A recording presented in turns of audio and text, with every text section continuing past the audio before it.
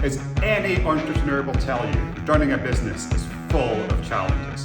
I asked a couple of business owners about theirs.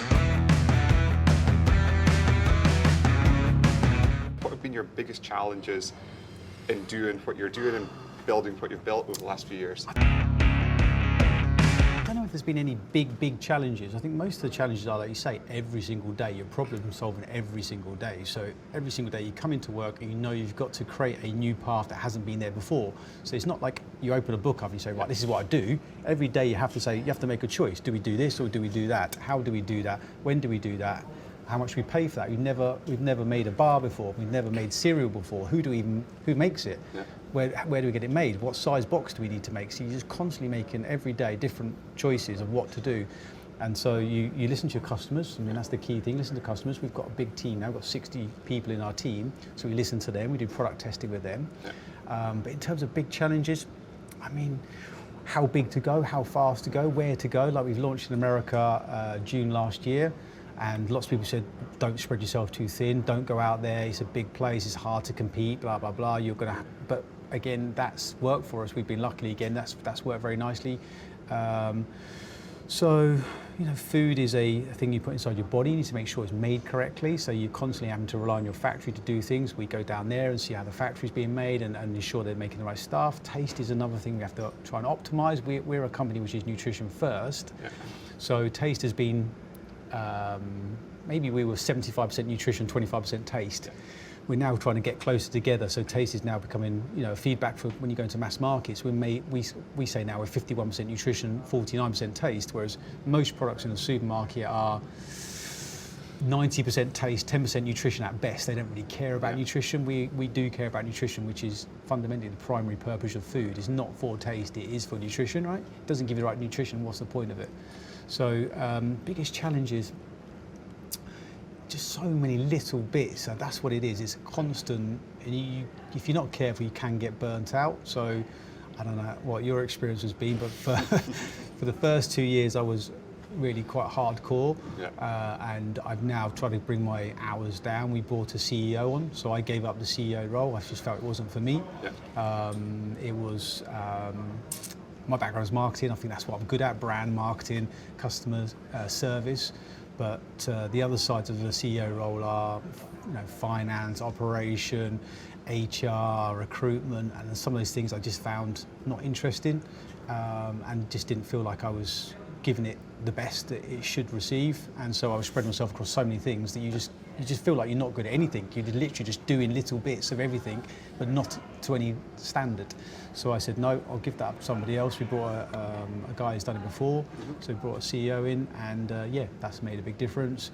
And now I can go back to what I think I'm good at and give that due care and attention. And when did you take in the CEO? Time flies. Probably about 8-9 months ago, maybe a little bit longer. And have you found that quite tough from a transition perspective? No, he's very calm. I get a bit what's the word?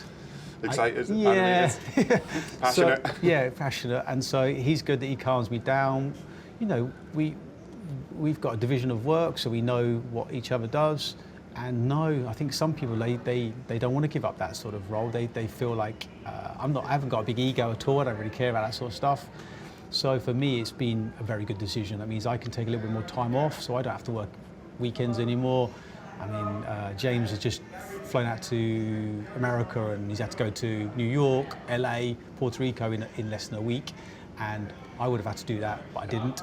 So I can stay at home and see my friends and do the things I want to do. So it's definitely been a good decision for me.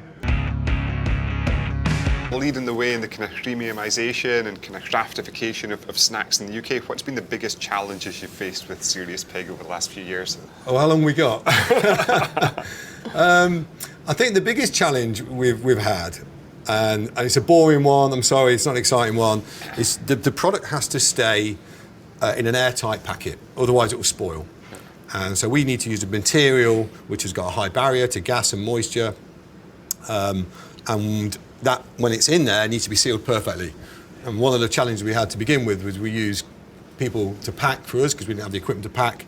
And there was tiny holes, just tiny. They only need to be like an atom across. Yeah. And over time, oxygen will transfer in. And if there's oxygen in the packet, it's similar to beer, oxygen spoils it. And that was a challenge. And we thought we'd solved it, and then we hadn't, and we thought we solved it again, and then we hadn't. We thought we solved it again. And now, in fact, in one instance, where we print the date onto the back of the packets, it was printed with a typewriter key. And it was a brand new key. It was a number 3, and it had a tiny manufacturing burr on it. And we didn't realise, but it was punching a tiny hole every time in the packet. So we was filling packets. I was like, 2 a.m, filling packets up with water and squeezing them, trying to find like trying to find a puncture on a bike tyre. I was like, I found it. It's always on the 3. And what's been the biggest challenges from like a business perspective, what you've done? I mean, I guess sort of post credit crunch, the banks, you can forget it. Yeah. You just forget it. They'll lend you money if you can show that you don't need it. They wouldn't lend me anything, nothing. You just forget having the conversation, waste of time. So we have to think creatively about raising cash. So cash has been a tricky one early on, and it always is. Suppliers won't give you credit, so you're having to finance everything on up front, and it's risky. But I don't mind risk. That's fine. But if it goes wrong, you're stuffed. You've got to go cap in hand, and I've done that a few times. So apart from inadvertently advertising bananas and cans of pineapples and spending 10 days in a hospital bed in Los Angeles, what else has been the kind of major challenges, the things that you've had to kind of wrestle with most to build the business that you have? Yeah, so I think there's a few things. I think, trying to build the right team around you can be hard. And what can be really challenging, and I found personally very difficult, is sometimes the people, not sometimes, always, the people that are right at a certain stage aren't necessarily the people who are right at the next stage. And it's a bit like some team that gets promoted from the Championship into the Premier League. And you feel like everyone's celebrating on the day they won the playoffs and they're about to go up into the Premier League. And then half of them don't get to play again. And as the manager, you couldn't have got there without those people. But it can be hard because you can't put people in roles that they're not going to be successful in either. I mean, that's just, you're killing people with kindness. And changing up the management team, putting the right people in the right roles, that's hard. And finding the right people, because as you get bigger, it comes back to something we were talking about before, you start needing people with more specialist skill sets in the company. And a lot of those people have built those skills by following very, very conventional career paths. And then you've got 2 brands like ours, right, which are a bit unconventional and have been successful in part because they haven't followed the way. And very often, these people say, I know the way. And the conversation you're having basically says, no, you know a way, right? And what I'm presenting you is another way. And this can be, for some executives, just a challenge to their very being. Honestly, I mean, it's almost how we're supposed to do things. Yeah, no, it's almost like sort of challenging someone who has a devout religious faith. It's just sort of theological to them, and they just you're just this apostate, right? Even though you're their boss, and you can see their brain's kind of having a fight with itself, he's my boss, but at the same time, what he's saying I know to be inherently wrong and evil, and what do I do?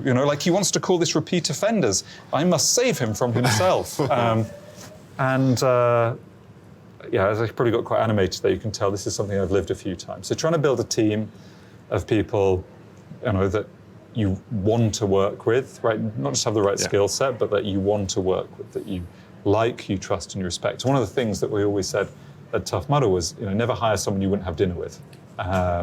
Substitute, have a beer with in there. And, it's funny, every once in a while I get a bit desperate. I say, I'm going to hire someone. And someone says to me, would you have dinner with them? And I say, yeah, quick dinner.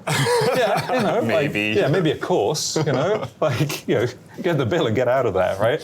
And it always goes wrong,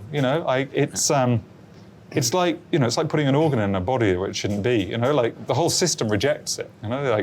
And that person, it doesn't work out for them. It's stressful for them. They're often not bad people, right? They're often very good people, very accomplished people. They're not in the right role. And finding people that, when I say share your values, it doesn't mean say they see everything the same way as you, because you have to have different points of view.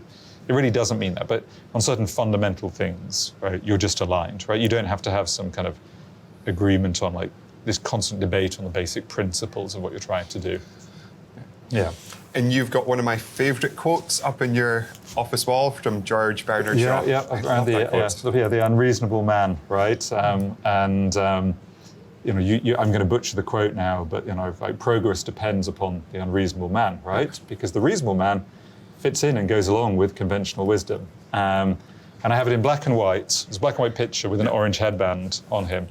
And we spent quite a bit of time talking about conventional wisdom.